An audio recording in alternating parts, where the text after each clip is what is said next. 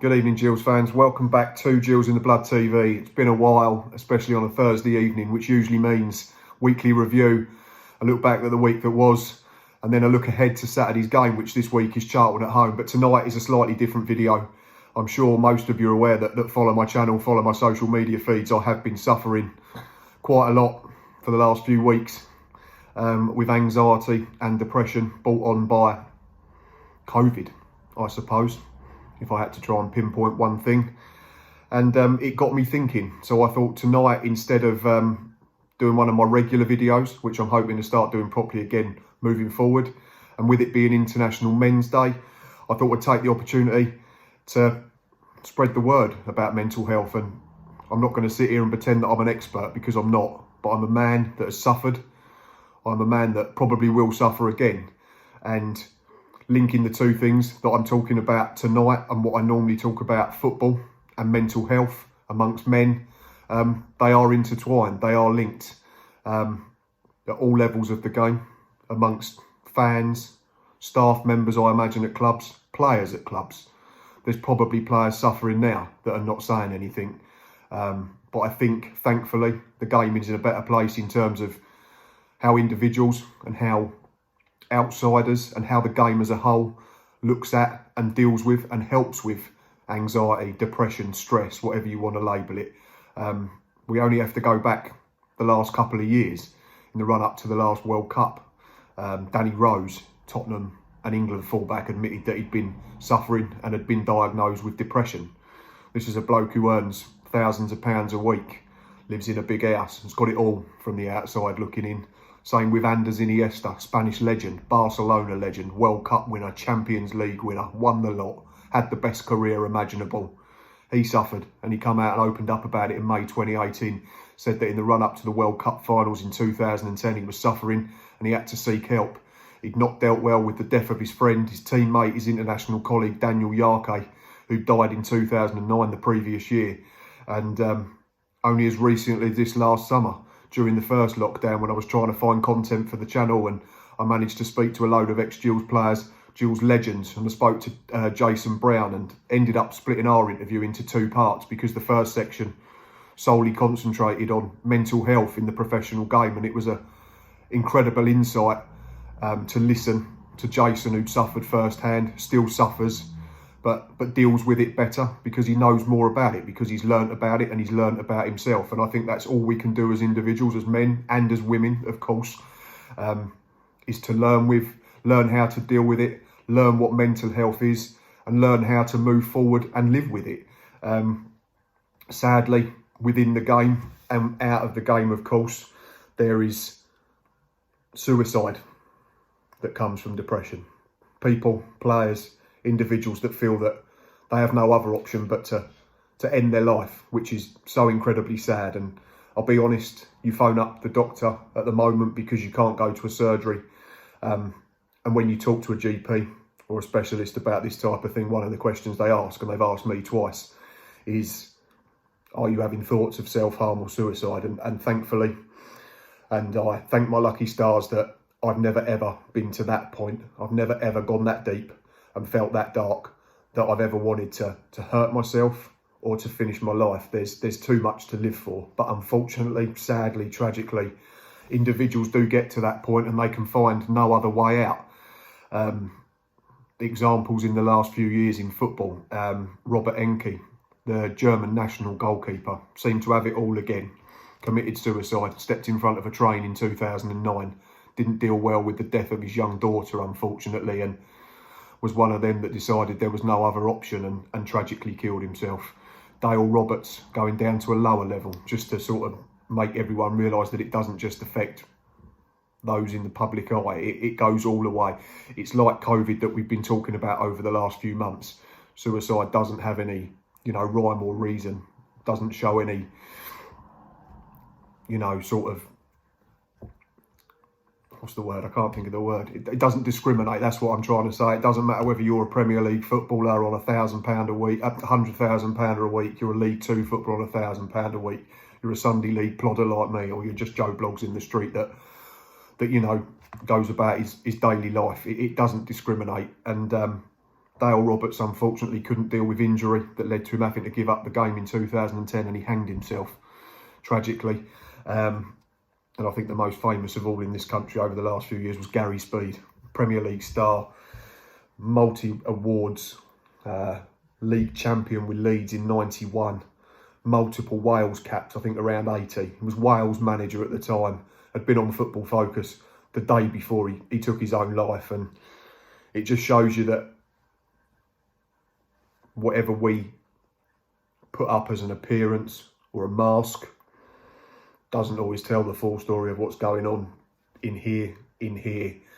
And I think it comes back to the thing about be kind, doesn't it? I think we've all learned to live a different way this year. 2020 has been horrendous.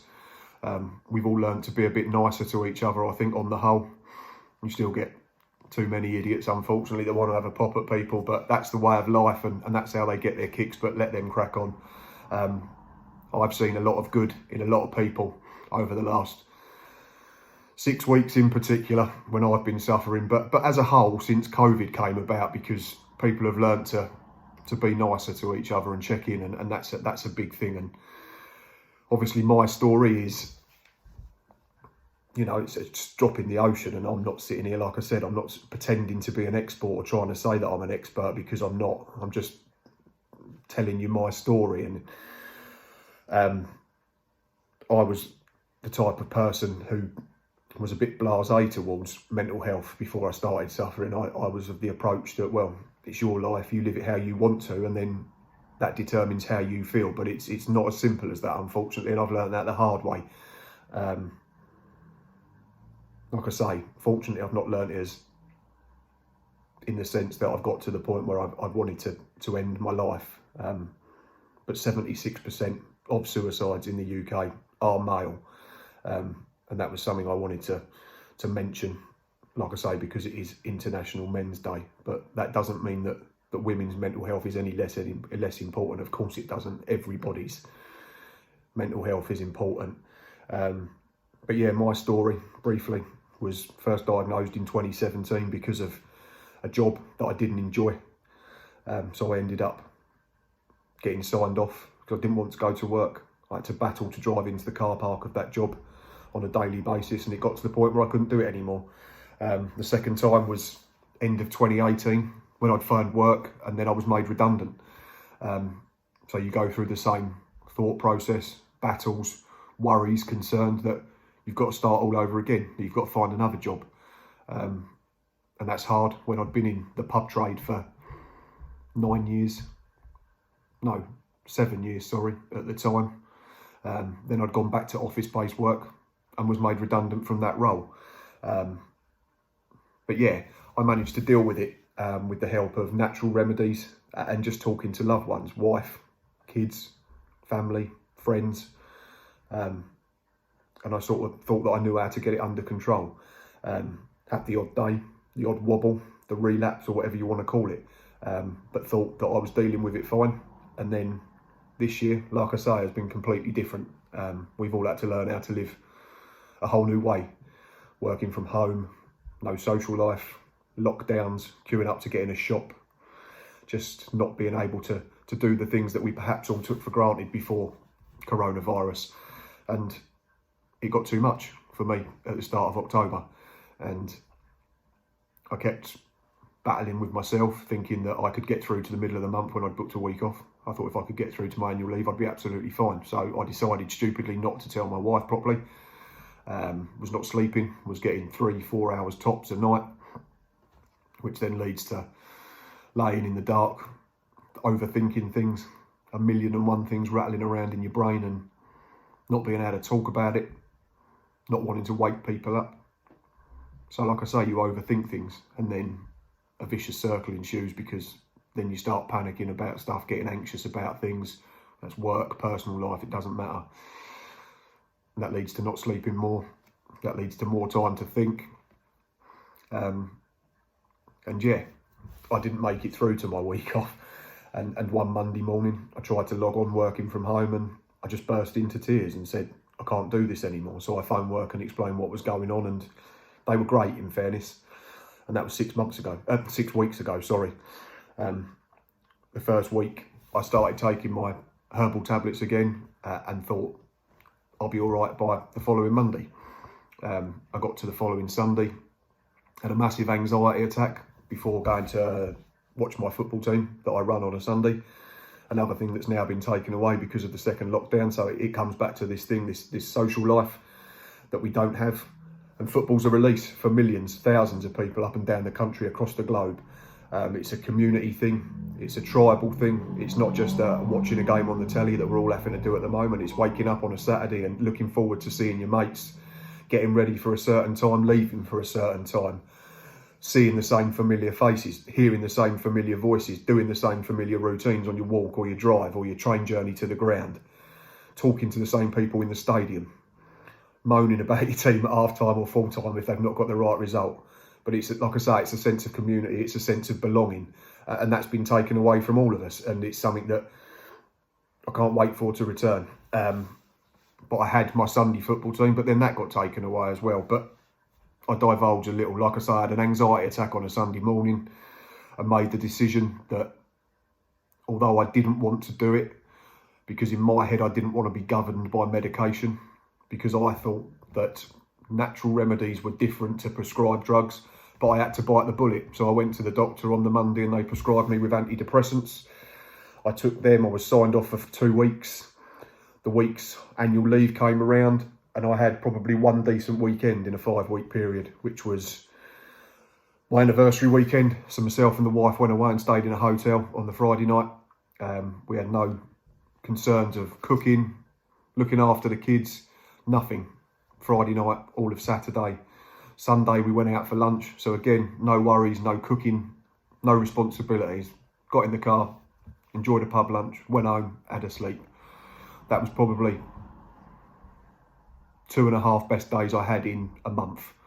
And it got to the following Friday when I was due to finish my annual leave and I wasn't sleeping again. My brain, for one reason or another, decided that adding back the stress of a job wasn't good for it. So it stopped me from sleeping again. So I phoned my doctor again and I was prescribed sleeping pills on top of antidepressants, which I've been taking since. That's 2 weeks ago tomorrow. Touch wood, thankfully, for about the past week, I felt something like my best again, my normal self. If I am normal, that's up for debate, I'd imagine. But I spoke to my company beginning of the week on the phone. My HR department were brilliant. Decided that with some things in place when I return, I'm going to attempt to go back to work on Monday, all being well, and all being this thing in here not tripping out and having a wobbly over the next 3 days. My parents have had it. It was something that I wasn't aware of as a kid. I remember Dad coming home from work and meditating, going into his room, just sitting in silence in a quiet room, and me banging on the door asking if I could have something to eat or go out with my mates and disturbing him, and at the time didn't think it was important. I remember Mum being poorly and Dad telling me half a story that I needed to know as a youngster, but again, it didn't really register. And it's not till now when you think back and you suffer yourself and you think Mum and Dad were suffering as well, and it's something that's been around forever probably, and it'll be around forever. It's just a case of having to deal with it and having to live with it. So what is anxiety and or depression, stress, like I say, whatever you want to call it? For me, over the last few weeks, it's been breaking down at things that you wouldn't normally break down at.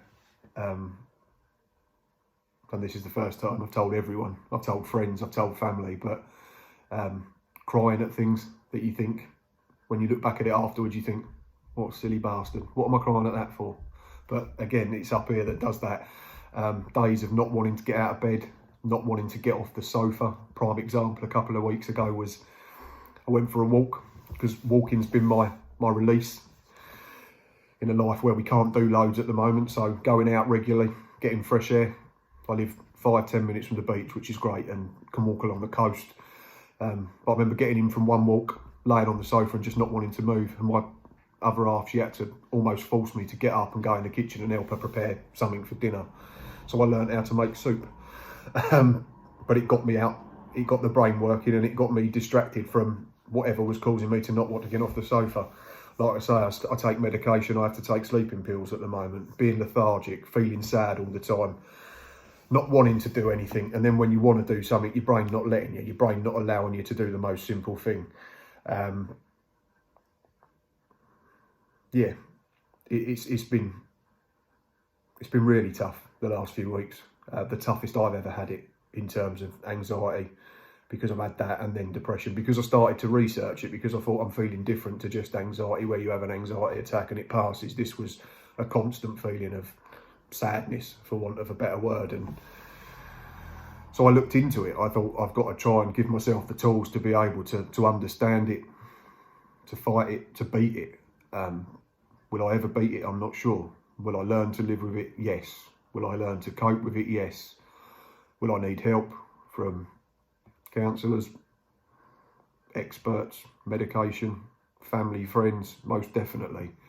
But what I'm here to say is there is light at the end of the tunnel, however dark it seems. And for a few weeks, my tunnel felt very long and the light was very dim. But surely, slowly but surely and gradually, the tunnel gets shorter, the light gets brighter. And like I say, thankfully, I'm starting to feel a lot more like myself. Great people around me, family, friends. The kids are a great distraction. My youngest will say something, make me laugh, and without even realising, I'm just happy, for want of a better word, whether it's for a minute, 5 minutes, 10 minutes, but it's a release. And I think we've all had to find different releases over the last few months because of those things that we can't do. We can't go to football. We can't just go to the pub. We can't just go to a restaurant. We can't go round our friend's house. We can't pop and see our parents. But yeah, that's my story. That's mental health for me. And so to every father, son, brother, uncle, grandfather out there on International Men's Day, look after yourselves, look after each other, talk to each other if you are struggling. My DMs are always open on Twitter and on Facebook. Like I say, I'm no expert, but if I can listen, I can distract, I can chat nonsense if that's what you want. We can talk about football, because that's what you have to try and do. And I didn't want to do it for a while, and that's why I took a break from the YouTube channel and took a break from doing videos. It's why there's been no match preview, no Monday review now for the best part of a month and a half. Done a couple of match day lives over the last couple of weeks, but then took another break because we didn't have a game last Saturday, and it probably came at the right time for me because it meant I didn't have to put too much pressure on myself. But football is what I love talking about, especially Gills, and fingers crossed I will be back doing it more regularly moving forward. Like I say, my DMs are always open. Anyway, that's enough from me. Thanks for watching. Thanks for listening. Happy International Men's Day to everyone. But like I say, that doesn't detract from women's mental health as well, because it is equally important. Everybody's mental health is important. Till next time, up the Gills.